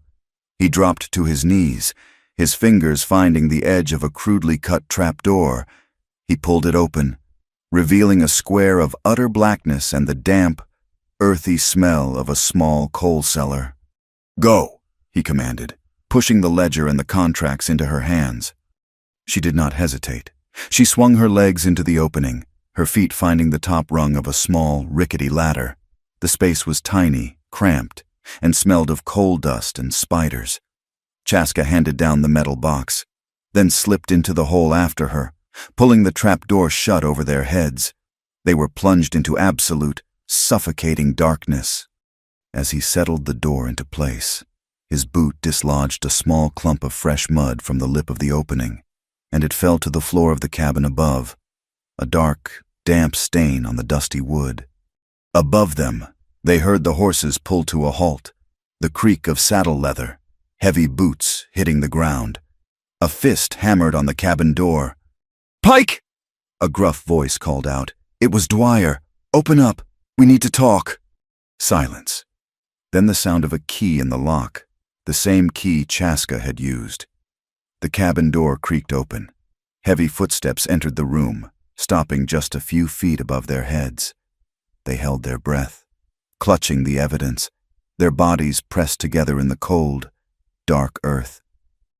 The heavy bootsteps of Marshal Caleb Dwyer echoed on the floorboards just inches above their heads, each tread a hammer blow against the fragile silence of the cellar. Eleanor Whitford and Chaska stood pressed together in the absolute darkness, the cold, damp earth at their backs and the stolen ledger clutched in Ellie's hands like a prayer book. They could hear the low murmur of voices, Dwyer's gruff bark and the uncertain replies of his deputies. "He is not here," one of the deputies said. "The guard is out cold, but Pike is gone." Dwyer cursed, a low and vicious sound. "Look around. Someone has been in here. The box is busted open." There was the sound of objects being thrown, of crates being kicked aside. Ellie's heart hammered so violently she was certain they could hear it through the floor. She could feel the steady, calm rhythm of Chaska's breathing beside her, an anchor in the terrifying dark. He put a hand on her arm, a silent command to remain perfectly still. "What is this?" Dwyer's voice was suddenly closer, directly above the trap door. There was a pause. "Mud. It is still wet." Ellie's blood ran cold. The small clump of mud Chaska's boot had dislodged. Such a tiny, careless thing. A fatal betrayal. They heard the scrape of a boot heel on the floor. Then the sound of the trapdoor being lifted. A rectangle of dim, yellow light fell into the cellar, blinding them for a second. Dwyer's face, shadowed and menacing, peered down into the darkness. His eyes had not yet adjusted. For a heartbeat, he saw nothing. It was all the time Chaska needed. He moved with explosive force, shoving Ellie behind him and surging up the ladder. He did not climb. He launched himself upward, his shoulder crashing into Dwyer's chest as the marshal was still trying to bring his pistol to bear. Dwyer roared in surprise and pain, stumbling backward, the pistol flying from his grasp and clattering across the floor. Chaska was out of the cellar and in the cabin, a blur of motion. He kicked the legs out from under one deputy and used the man's momentum to send him crashing into the other. Before they could recover, he was out the door and gone, melting into the deep darkness of the cottonwood grove. "Run!" His voice came back to them, a low, urgent command carried on the wind. Dwyer, enraged, scrambled for his gun. Ellie did not wait. She clambered up the ladder, the heavy ledger clutched to her chest, and bolted for the door. One of the deputies made a grab for her, his fingers brushing her sleeve, but she wrenched away and ran, her lungs burning, her only thought to follow the path Chaska had taken. They did not stop until they were miles away, hidden deep in the folds of the prairie. The lights of the work camp a faint, angry glow on the horizon. They had the evidence, but their victory felt hollow. They were now fugitives. They had not merely witnessed a crime, they had committed one. The return to Cottonwood Creek was a nightmare of stealth and fear. They arrived just before sunrise, two weary ghosts slipping through the silent streets. They went directly to the parsonage, Reverend Hale, already awake for his morning prayers. Let them in. His face a mixture of terror and resolve when he saw the book in Ellie's hands. A few minutes later, summoned by a prearranged signal, May Collins and a grim-faced O'Rourke joined them, the blacksmith's head now wrapped in a clean white bandage. In the dim light of the Reverend's study, they laid out the truth. Ellie opened the ledger, her finger tracing the lines of Pike's neat, damning script. She showed them the payments to Dwyer, the bribes to the councilman, the coerced land deeds. The room was silent, the air thick with the weight of the conspiracy they had unearthed. "Pike will not wait," Chaska said, breaking the silence. "He knows we have this. He will move now, before we can use it." He was right. By mid-morning, Silas Pike had seized the narrative. He stood on the porch of the general store, his voice ringing with manufactured outrage. He spoke of a brazen attack on his company's property, of a guard left for dead, of a conspiracy between a dangerous renegade and a hysterical, misguided schoolteacher, to protect the town, to secure the territory for law-abiding citizens. He announced the Platte and Northern Railroad, in cooperation with the marshal's office, was moving up the public land auction. It would be held the very next day. It was a brilliant, ruthless move. He was using their crime as his justification, twisting the truth into a weapon. Just before noon, a thunderous explosion shook the entire town, rattling windows and sending a plume of black smoke into the clear blue sky from the direction of the rail line. People poured into the street, their faces pale with fear. Dwyer and his deputies were already on their horses, galloping toward the smoke. It was a perfectly timed piece of theater. An hour later, they returned, dragging 3 Lakota men behind their horses with ropes. One of them was Natan's uncle. They had been on their way to town to trade, but that no longer mattered. They were the designated villains. They tried to blow the track. Dwyer roared to the assembled crowd, "An act of war. We caught them red-handed." He pointed a finger at the silent, dignified prisoners. "This is what their kind understands. Violence. But we will show them what American justice looks like. They will be put on the midnight freight train and shipped to the federal prison at Fort Laramie." The crowd, already primed with fear and suspicion, murmured its approval. Pike watched from the edge of the crowd, a look of grim satisfaction on his face. The final pieces of his plan were falling into place. Back in the parsonage, the small band of conspirators knew they were out of time. Their quiet planning session had become a council of war. "I need to get to the prisoners," Chaska said, his voice low and intense. "Natan's family is among them. I will not let them be sent away on a lie." "It is a trap," May warned. "Dwyer will be expecting you." "It is a trap I must walk into," he replied. "While you do that, we will set one of our own," May said, her eyes flashing with a hard, practical light. She turned to the others, her voice crisp with command. "Reverend, you must call a town meeting. Use the evening service, anything. Get the people to the church. Tell them you have a matter of grave importance to discuss. When the time is right, you will read from this book." Reverend Hale, who had been pale and trembling, seemed to find a new strength in the face of this direct command. His spine straightened. "I will," he said, his voice firm. "I will not let God's house be a haven for cowards."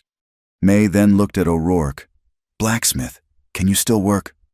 The big Irishman touched the bandage on his head and gave a grim smile. "My hands are fine," he said, "and they are itching for something to do." "Good," May said. "Dwyer's men will ride after Chaska when he makes his move. I want you to make sure their horses do not get very far." O'Rourke's smile widened. "It would be my pleasure." That left Ellie. "Your job is the hardest," May told her, her voice softening slightly. "You must be the one to give the signal. You will stay near the church.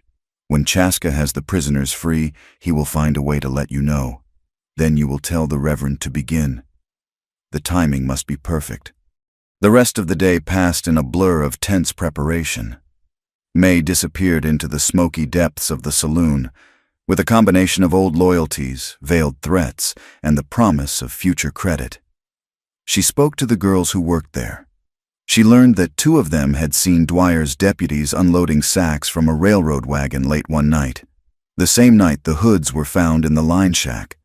They had thought nothing of it at the time, but now, with May's pointed questions, they were prepared to swear to what they saw. In his forge, the rhythmic clang of O'Rourke's hammer took on a new, more sinister rhythm. He was not making horseshoes or mending wagon wheels. He was heating and hammering rods of iron, cutting and twisting them into small, vicious, 4-spiked stars, caltrops, an ancient tool of defense designed to stop a cavalry charge in its tracks. Each one he dropped into a bucket of water hissed like an angry snake. As dusk fell, Reverend Hale walked to the church and began to ring the bell, its solemn, tolling call echoing out over the anxious town, summoning the faithful and the curious alike. The midnight freight train was a long, dark serpent breathing steam into the cold night air. It sat on a siding a half-mile from town, waiting to take on its human cargo. Chaska moved through the darkness like a ghost, the blue handkerchief, his only spot of color, still tied to his wrist. He slipped under wagons and between piles of railroad ties. His destination, the single, windowless boxcar that stood apart from the rest of the train. He scaled the side of the car, as silent as a climbing cat, and worked on the heavy latch on the roof hatch. Inside, he found what he expected. The 3 Lakota men, including Natan's uncle, were bound and gagged in one corner, their faces bruised but their eyes defiant, and huddled in the other corner, also tied up, was Natan himself. Dwyer had taken him, to a final, cruel twist of the knife, a hostage to ensure his family's compliance. Chaska worked quickly, his knife flashing in the gloom as he cut their bonds. He spoke to them in low, urgent Lakota, explaining the plan. They were to wait for his signal. But Dwyer, as May had predicted, was not a fool. He had been expecting trouble. As Chaska prepared to lead the prisoners out, the heavy side door of the boxcar slid open with a deafening screech. The marshal stood silhouetted against the night, a lantern in one hand and a shotgun in the other. "I knew you would come," Dwyer snarled, the lantern light glinting in his cold eyes. "It ends here." He raised the shotgun, but Natan's uncle, now free, threw himself at the marshal's legs. The shotgun discharged with a deafening roar, the blast tearing a hole in the roof of the boxcar but missing its target. In that instant of confusion, Chaska launched himself at Dwyer, not to kill, but to disarm. The two men crashed out of the open door and onto the gravel track bed beside the train. The shotgun skittered away into the darkness. The lantern fell and shattered, plunging them into a chaos of shadows and steam from the engine. It was not a gunfight. It was a brutal, desperate struggle.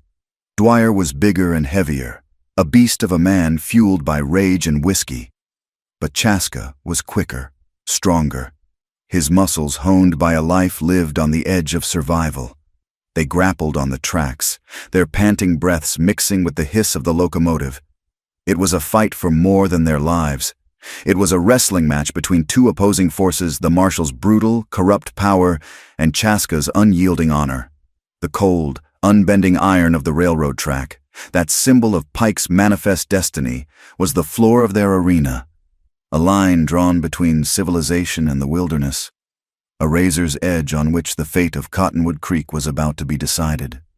The raw, brutal struggle on the gravel track bed was a fight unburdened by rules or honor.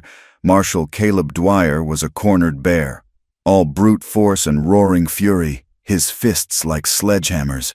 But Chaska moved like water, yielding and then striking, using the marshal's own clumsy momentum against him. They rolled and grappled in the dirt and steam, the hiss of the locomotive a constant, menacing whisper in the night. Dwyer managed to land a heavy blow to Chaska's ribs, drawing a sharp gasp of pain, but in that same moment, Chaska twisted, locking his legs around the marshal's and sending them both to the ground. Chaska was up first. He did not press the attack. He scooped up the discarded shotgun and, with a powerful swing, smashed its stock against the iron of the railroad track. The wood splintered with a sharp crack, rendering the weapon useless. He threw the ruined gun into the darkness, a final, definitive statement. The fight was over. He turned and disappeared into the shadows to free the prisoners. Back in Cottonwood Creek, the church was filled to capacity. The flickering lamplight cast long, dancing shadows on the faces of the townspeople, painting them with a mixture of piety, curiosity, and a low, simmering anxiety. They had come for Reverend Hale's evening service, but the tension in the air was anything but holy. It felt like the charged, heavy stillness before a thunderstorm. Silas Pike stood near the back, his arms crossed, a confident, proprietary smile on his face. He was the master of this town, and this was merely a final, formal acknowledgement of his control. Eleanor Whitford stood in the vestibule, the cold leather of the ledger a heavy, solid weight in her hands. She strained her ears, listening for a signal over the restless shuffling and coughing of the congregation. Every gust of wind sounded like a hoofbeat, every distant dog's bark like a gunshot. Her heart was a frantic bird trapped in the cage of her ribs. Then she heard it. A single horse, ridden hard from the east, its gallop a desperate, frantic rhythm against the hard-packed earth. The rider did not stop, did not shout. He was one of the freed Lakota men. He simply thundered past the church, a fleeting shadow against the starlight, and disappeared down the main street. It was enough. It was the signal. Ellie pushed through the inner doors and walked down the central aisle, her footsteps echoing in the sudden, expectant silence. She did not look at the faces that turned to watch her. Her eyes were fixed on the Reverend, who stood nervously behind the simple wooden pulpit. She reached him, placed the ledger on the worn surface of the Bible stand, and gave a single, sharp nod. Reverend Hale looked down at the book, then out at the sea of faces before him. He took a deep, shuddering breath, the breath of a man about to step off a cliff. "My friends, my neighbors," he began, his voice shaking but carrying to every corner of the crowded room. "I have not called you here tonight to speak of Scripture. I have called you here to speak of sin, not the sins of the Spirit, but the sins of greed and deceit that are poisoning our town." A confused murmur rippled through the congregation. At the back, Silas Pike's smile vanished, replaced by a look of cold, murderous fury. He saw the ledger, and he understood. The Reverend opened the book.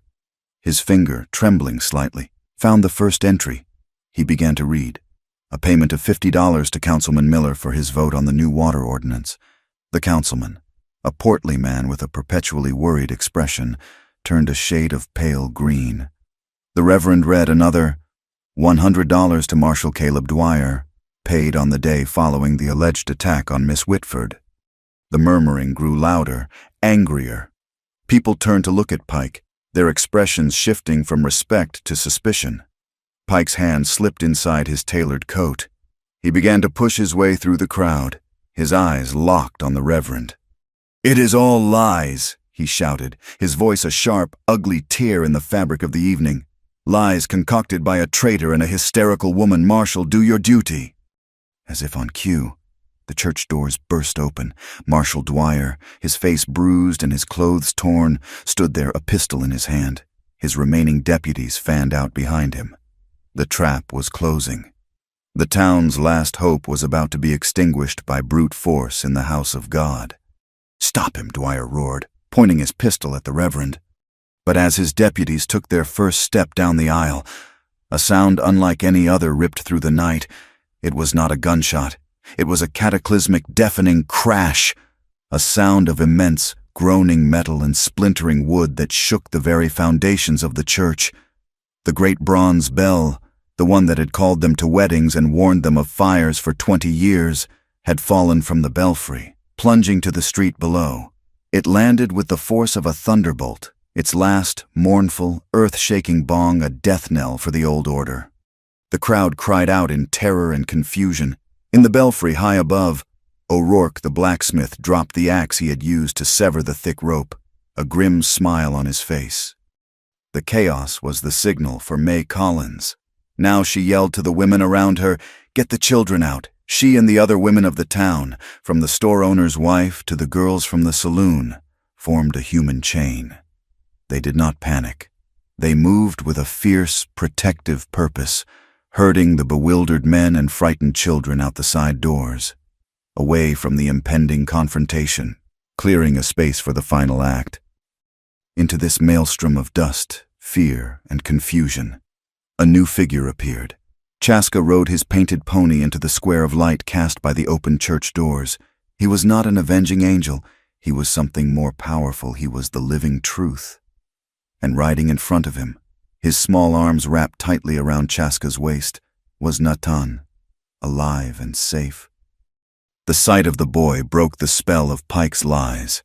The people of Cottonwood Creek, the ones who had whispered and feared and allowed themselves to be manipulated, saw with their own eyes the proof of the conspiracy. They saw the kidnapped child, returned not by the law, but by the man the law had condemned. Dwyer, his face a mask of pure, murderous rage, turned from the church and stumbled into the street. He had lost control, lost his authority, lost everything. All he had left was the gun in his hand. He raised it, his arm shaking with fury, and aimed it at Chaska. "This ends now," he screamed. Chaska sat calmly on his horse. The boy held securely before him. He did not reach for a weapon. He simply watched the marshal, his gaze steady and unwavering. It was not a contest of speed. It was a contest of will. Dwyer fired, a wild, panicked shot that went wide, kicking up a spray of dirt a dozen feet from the horse. In the ensuing chaos, one of his own deputies, caught up in the madness, also drew his pistol and fired blindly into the crowd. A man. One of the ranchers who had been considering selling his land to Pike cried out and fell, clutching his arm. Seeing the wounded man, seeing the innocent blood spilled, something shifted in Chaska. He moved, but not with the explosive speed of a gunfighter. His motion was fluid, economical, and precise. His hand went to the pistol at his hip, a weapon he carried but rarely used. He drew and fired in a single, seamless motion. The shot was not aimed at Dwyer's heart or his head. It was aimed at his hand. The bullet struck with surgical precision. Dwyer screamed, a high, thin sound of agony as the bones in his right hand shattered. His pistol flew from his grasp, spinning through the air before clattering uselessly to the ground. He staggered back, clutching his ruined hand. His reign of terror ended not with a bang, but with the sound of breaking bone. Ellie, who had run from the church in the wake of the crowd, saw the rancher fall. Without a thought, she ran to his side. She ripped a strip of fabric from her petticoat to make a bandage. But then her eyes fell on Chaska, who had dismounted and was calming his horse. The small sky-blue handkerchief was still tied to his wrist. Their eyes met across the chaotic square. He saw the wounded man, saw the desperate need in her expression. He held out his arm. She ran to him, and with trembling fingers, she untied the knot. She took her mother's symbol of hope, now stained with the dust of their journey, and ran back to the wounded man. She pressed the cloth to the bleeding wound, her small act of healing a quiet counterpoint to the violence that had just transpired.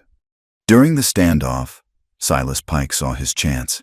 His world had collapsed in the space of 10 minutes. His authority was gone, his conspiracy exposed. He turned and ran, not toward his horse, but down a dark alleyway between the general store and the blacksmith's forge, a shortcut to the open prairie and escape. He ran with the desperate speed of a trapped animal. His frantic escape ended abruptly. His feet hit something sharp, something that did not belong in the dirt of the alley. He cried out, a sharp yelp of pain, as the four-pointed iron spikes of O'Rourke's caltrops pierced the thin leather of his city boots. He stumbled and fell hard, his hands scraping on the rough ground. He tried to rise, but his ankles were a mess of pain and blood. Before he could crawl away, shadows filled the mouth of the alley. It was not the law, it was the town. O'Rourke stood there, his hammer held loosely in one hand. The store owner was beside him, his face grim. The ranchers Pike had tried to cheat, the councilmen he had bribed. They were all there. They did not shout. They did not threaten. They simply stood there, blocking his escape, their silent judgment more terrifying than any weapon. His power had been an illusion, built on their fear and division. Now, united, they were taking it back. The fight for Cottonwood Creek was over. The aftermath of the confrontation in the town square was not a celebration. A heavy, exhausted silence settled over Cottonwood Creek, the kind of quiet that follows a fever breaking. The townsfolk did not cheer. They stood in the dust and the flickering lamplight, looking at the evidence of the night's violence, the shattered bell lying in the street like a fallen god, the dark patch of blood where the rancher had been shot, the disgraced marshal clutching his ruined hand, and the railroad man, Silas Pike, sitting defeated in an alley, his escape thwarted by a blacksmith's simple, brutal ingenuity. The air, which had been thick with lies and fear, was now clear and cold with a terrible, sober truth. It was O'Rourke, the blacksmith, who took charge. He was not a man of law, but he was a man of unshakable moral gravity. He, along with two of the ranchers Pike had tried to swindle, disarmed Dwyer's remaining deputies, who offered no resistance. The badges were stripped from their chests and dropped unceremoniously in the dust. Dwyer himself, whimpering in pain, was taken not to his own cell, but to the small room at the back of the doctor's office to have his shattered hand set. A guard, one of the ranchers, was posted at his door. They brought Silas Pike out of the alley. His tailored suit was torn and filthy, his face a mask of disbelief. He blustered and threatened, speaking of lawyers and the power of the Platte and Northern Railroad, but his words were empty. The ledger, now held securely by Reverend Hale, had stripped him of his authority. He was just a man in a dusty town who had been caught cheating. They locked him in the other cell in the marshal's office, the one that still smelled of Chaska's brief, unjust confinement. The next few days were a strange and uncertain interlude. News traveled slowly in the territory, but it also traveled with the weight of consequence. May Collins, using the same network of debts and favors that had secured Chaska's release, sent a rider to the territorial capital. The rider carried two things: a letter from May detailing the events, and a sworn, signed testimony from Reverend Hale, corroborated by O'Rourke and a dozen other townsfolk. The response was swift and decisive. A week later, a federal marshal, a grim, eagle-faced man who seemed unimpressed by everything, arrived on the stagecoach. He spent 2 days asking quiet questions, his pen scratching away in a small notebook. He reviewed Pike's ledger, interviewed the saloon girls May had found, and listened to the Lakota men Chaska had freed. He officially relieved Caleb Dwyer of his duties and placed him under federal arrest, to be tried not just for conspiracy, but for the illegal imprisonment of Natan. Silas Pike was charged with a litany of crimes, from fraud and extortion to inciting violence. The Platte and Northern Railroad, in a hastily printed statement that appeared in a Cheyenne newspaper a week after that, disavowed all of Pike's actions, calling him a rogue agent who had acted far outside his authority. The company announced that the Cottonwood Creek line was suspended indefinitely, pending a full federal investigation. The Iron Serpent had been stopped, at least for now. The town, in the absence of its corrupt authority, had to learn to govern itself. An emergency council was formed, with O'Rourke, Reverend Hale, and one of the senior ranchers at its head. Their first official act was to offer a formal apology to the Lakota families who had been driven from the willow thicket, inviting them to return. Their second was to reaffirm Eleanor Whitford's teaching contract. The school reopened on a Monday morning, under a sky that seemed wider and brighter than before. The air was still and cool, the first hint of autumn in the wind. And this time, the benches were full, not just the children of her allies, but all the children. The son of the storekeeper sat next to one of the Lakota girls he had once stared at with suspicion. Natan was back, his curious eyes brighter than ever, and he sat beside a boy whose father had been one of Dwyer's deputies. The silence in the room was different now. It was not the heavy silence of mistrust, but the shy, awkward quiet of strangers learning to become neighbors. They were all children of the same harsh, beautiful land, and they were all survivors of the same storm. Ellie stood before them, her heart so full it felt as though it might burst. She had washed the sky-blue handkerchief, scrubbing away the blood of the wounded rancher and the dust of their desperate journey. It was faded now, the blue a little paler, the threads of the forget-me-nots a little frayed, like a flag that had weathered a long and difficult battle. Before the children arrived that morning, she had taken it and hung it from the nail on the outside of the church door, a small patch of blue against the weathered gray wood. It was not a personal memento anymore. It was a sign. This place was a sanctuary. All were welcome. She knew that teaching them the alphabet was not enough. They had to learn a new language, the language of mutual respect. That afternoon, she sent the children home with invitations, written in her neatest script. She invited all the mothers of the town, from the boarding house and the clapboard houses and the teepees by the willow thicket, to a potluck gathering at the church the following Sunday. The day of the gathering was bright and clear. The women came, hesitant at first, each carrying a dish that told a story. The store owner's wife, the same woman who had once publicly condemned Ellie, brought a large apple pie, its crust a perfect golden brown. Natan's mother brought a savory stew of rabbit and wild turnips. May Collins brought a formidable platter of fried chicken, and the ranchers' wives brought fresh-baked bread and jars of preserved berries. They laid the food out on the long benches, a silent, edible peace treaty.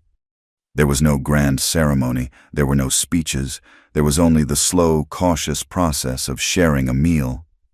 Ellie watched as the store owner's wife cut a large slice of her pie and, after a moment's hesitation, walked over and offered it to Natan's mother. The Lakota woman, in turn, ladled some of her rich stew into a bowl for the other woman's son. Small gestures, fragile bridges built across a chasm of prejudice. They began to talk, not about land or laws, but about the things all mothers talk about: the difficulty of a child's cough, the challenges of a long winter, the shared hope for a better future. They spoke of the cattle and the rivers, of the way the land provided and the way it took away. They were discovering, word by word, bite by bite, a common ground. Chaska did not attend the gathering. It was not his place, but he watched it from his customary spot on the ridge, a distant, solitary figure. He saw the women talking. He saw the children, his own nephew among them, chasing each other in a game that had no name and no rules, their laughter carrying on the clean, cool air. He had spent his life protecting the past, defending the memory of his people from a world that sought to erase it. He had believed that the only way to survive was to stand apart, to guard the boundaries. But as he watched Ellie move among the people, her face luminous with a hope that was no longer naive but tempered and strong, he felt something shift inside him. He had seen her terror in the dark cabin, and he had seen her courage in the town square. She fought not with weapons, but with a fierce and unyielding belief in the possibility of goodness. She did not seek to conquer, she sought to build. And for the first time, Chaska allowed himself to imagine a different kind of future. He began to see that a home might not have to be a fortress, a place to hide from the world. Perhaps a home could be a place where two worlds met, where the stories of the rivers and the lessons of the school book could be told in the same breath. It was a fragile, dangerous thought, a seedling pushing its way through the hard, packed earth of his grief. But as he looked at the small patch of blue fluttering on the church door, a symbol of her world that he had worn on his own skin, the seedling felt like it might just have a chance to grow. The rains came not with the sudden, violent fury of a prairie thunderstorm, but gently, almost hesitantly, in the dark of a mid-autumn night. It began as a soft whisper on the roof of the boarding house, a sound so unfamiliar that Eleanor Whitford, lying awake in her narrow bed, thought at first it was the wind carrying sand against the glass, but the sound persisted, growing from a whisper to a steady, rhythmic drumming. It was the sound of a promise being kept. By morning, the world was transformed. The red dust that had coated everything, that had lived in their lungs and lined their throats for months, was gone, replaced by a deep, rich, earthy brown. The air, stripped of its grit, was clean and cool and carried the intoxicating scent of wet soil and damp sagebrush. The whole of Cottonwood Creek seemed to exhale a long, collective sigh of relief. But a single rainfall, however welcome, could not erase a season of drought. The town well was replenished, but the land itself was still thirsty, the deeper springs still dormant. The fragile peace that had settled over the community needed to be nurtured, just like the parched earth. It needed a common purpose, a shared task to solidify the tentative bonds forged in the heat of conflict. The idea came, as most practical ideas did, from O'Rourke, standing by the hand pump he had built over the small, muddy seep Chaska had found. He watched the water trickle out, a meager offering from the wounded land. "This is not enough," he said to the small group that had gathered, his voice a low rumble. "That spring Chaska found is an old one, a strong one, but it is being choked. If we were to dig it out proper, give it a clear channel to run, it would give us all the water we could ever need." It was a monumental task, one that would have been impossible for a divided town. But this was a new Cottonwood Creek. The next morning, a procession of figures made its way to the willow thicket. It was not a posse, not a faction, it was the town. O'Rourke came with shovels and picks from his forge. Reverend Hale arrived, his sleeves already rolled up. The storekeeper, whose wife had once been Ellie's most vocal critic, came with his son. They were joined by the ranchers and their hands, men who understood the vital importance of water better than anyone. And from the other direction, from their newly re-established camp, came the Lakota. Natan's uncle led them, his face still bearing the faint marks of his ordeal, but his eyes clear and steady. Chaska was with them, not as a leader, but as one of them, a shovel resting on his shoulder. Ellie brought her students. This, she had decided, was a lesson that could not be taught on a slate. This was a lesson in building, in community, in the simple, profound truth that everyone, regardless of the color of their skin or the language they spoke, gets thirsty. They worked under Chaska's quiet guidance. He knew the land, knew its secret contours, the way the water wanted to flow. He showed them where to dig the main channel, a gentle, curving path that followed the lowest ground. The work was hard. The sun was warm on their backs, and the air filled with the rhythmic scrape and crunch of shovels biting into the damp earth. There were no grand speeches, no declarations of unity. The healing happened in the small, unspoken moments. It happened when O'Rourke, seeing Natan's uncle struggling to lift a heavy rock, moved to his side and they lifted it together. A shared grunt of effort, their only communication. It happened when the storekeeper's wife brought a bucket of cool, clean water from the well and offered the dipper first to a Lakota woman, who accepted it with a shy, grateful nod. Ellie watched as the children, at first separated into their familiar groups, began to mingle, drawn together by the simple, glorious fun of playing in the mud, their laughter a language they all understood. Ellie and Chaska worked side by side, their movements falling into a natural, easy rhythm. They did not speak much. They did not need to. The shared labor was a conversation in itself, a physical expression of the partnership that had been forged in darkness and danger. The ditch deepened, a long, clean scar of hope on the land.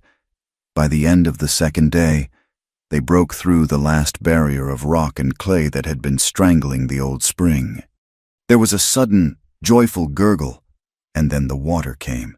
It did not trickle. It flowed, clear and cold and abundant, filling the channel they had dug, its music the sweetest sound the people of Cottonwood Creek had ever heard. It ran down the gentle slope, a silver ribbon dividing, and then uniting, the two halves of their community. One branch leading toward the town's water trough, the other toward the Lakota camp. The waterway. It was a shared vein, a common lifeline for a community that was learning to be one. That evening, as the sun set, casting a golden glow on the new, life-giving stream, Chaska and Ellie walked along its freshly dug banks. The air was cool, and the sound of the running water was a peaceful, constant murmur. "This is a good place," Chaska said, his gaze following the path of the water. He stopped near a small, level patch of ground, shaded by a large cottonwood tree. A good place for the children to learn. He looked at her, his expression serious, his dark eyes holding a question that went far beyond a simple proposal. "The church is your school," he said. "It is a good place. But it is in the town. It will always be the white man's school. What if there was another, a small one? We could build it here, by the water. A place where they could learn your letters and your numbers, and a place where they could learn the stories of our people, the history of this land, from one of our own elders, a place where they would not have to choose between two worlds, but could learn to live in both." It was a radical idea, a dream of a future that no one else had dared to imagine. It was an offer of true partnership, a sharing not just of water, but of knowledge, of identity. Ellie looked at the spot he had indicated, at the way the last rays of sunlight filtered through the leaves of the cottonwood. She could almost see it, a small, sturdy building, its door open, the sound of children's voices mixing with the sound of the stream. "Yes," she said, her voice soft but certain.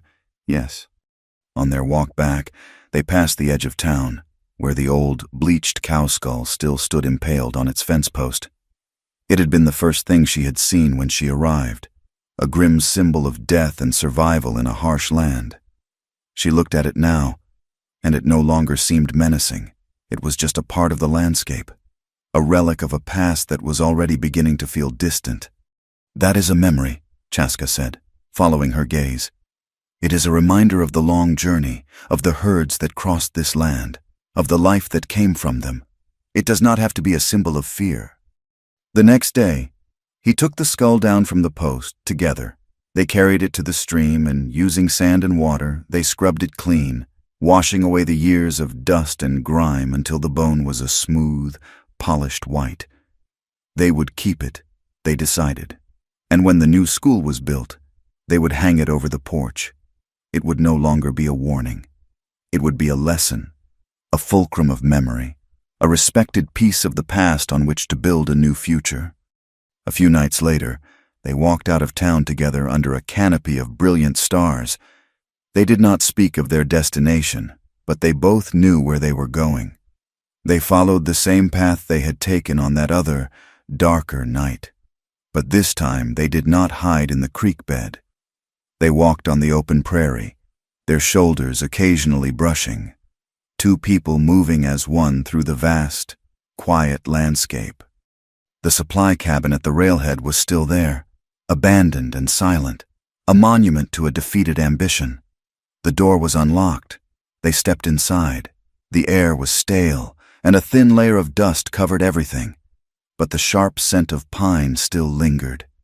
In the starlight filtering through the single grimy window, they could see the cot in the corner, its rough blanket still rumpled. This place was no longer forbidden. It was no longer a place of fear and secrets. It was simply a room where their lives had changed forever. They stood in the center of the cabin, the silence between them comfortable and profound. There were no grand declarations, no passionate speeches. Their story was not one of fire and noise. It was one of quiet strength, of a slow, steady, and certain coming together. Chaska reached out and took her hand. His grasp was not the desperate clutch of a lover, but the firm, warm, and encompassing hold of a partner. It was a promise, an anchor, a statement of fact. Eleanor looked down at their joined hands, his dark skin against hers, and she knew, with a certainty that settled deep in her soul, that she had found her home. It was not a place on a map.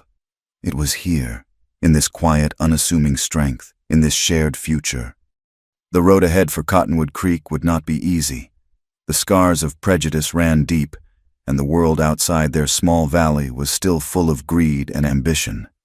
But the water was now flowing for everyone, a clear, clean current of hope, and in a small schoolhouse by a stream, the children were learning to read both the letters in a book and the stories in the sky of the schoolhouse and the sky of the leather drum. Thank you for listening to our story. Please let us know in the comments where you are tuning in from so we can all connect, and be sure to subscribe to our channel Wild West Tales, like this video, and press the hype button to help more people discover this tale.